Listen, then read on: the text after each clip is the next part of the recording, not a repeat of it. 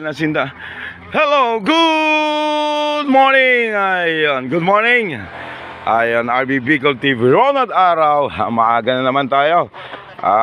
Araw tayo ng Wednesday tayo, ano? Kasi kahapon, yung mga councilor and board member naman, halos may nag-session naman sila. Iba-iba naman yung mga project na topic. Puro naman ayun, issue. Ayun, good morning, Barangay Victory. And of course, Embarcadero, yung mga call center natin dyan sa Southern Land. Good morning sa mga gising and gising sa mga tulog. Kay sarap ng umaga kung ikaw ay gising. Good morning, sir. Ayun, on duty si sir. And Rotary Club of Legazpi Central, pinagawa din ng Rotary Club of Legazpi. Mabuhay kayo mga sir. Ito yung mayong volcano dito sa Bicol Region. Ayan, halos na tatabunan siya ng ulap. And of course, yung dagat, pansinin natin, may ilan na tumatapon pa rin ng basura. Ay, yung mga anak ng Pasig talaga, naman. Rods, dito ka lang. Rods.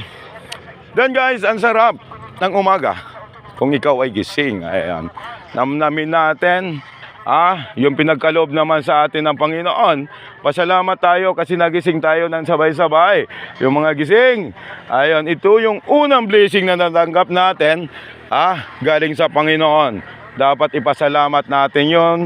Everyday, nagising tayo, pasalamat at gumawa ng kabutihan lalo na sa kapwa-tao. Ayun, natatanaw natin yung coastal road. Itong project, pasalamat din tayo sa West Construction, Highton Construction sa pangalan niya. Ayun, ako Bicol Factory sa Elizalde ko, Congressman, and Kituko, Servisyong ko, Christopher ko.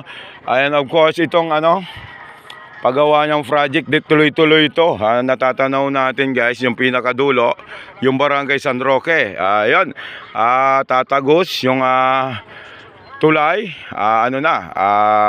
Naval Base, diretso na ng Rawis. Ayan, napakaganda kasi na-develop para at least maiwasan yung traffic dyan, lalo na sa Aquinas. Yung dating Aquinas, UST na ngayon, University of Santo Tomas. Pasalamatin natin, unang-una yung UST dahil maraming mga estudyante din, pasok din to sa pondo ng sa gobyerno natin. Ito yung kapuntukan guys. Dito napapansin ko ito yung mabenta lalo na sa mga estudyante. Ayun, sayang naman ng mga baon nyo, mga allowance, iniinom nyo lang dito sa kapuntukan. Mag-aral lang mabuti kasi nga naman yung pinagpaguran ng magulang nyo.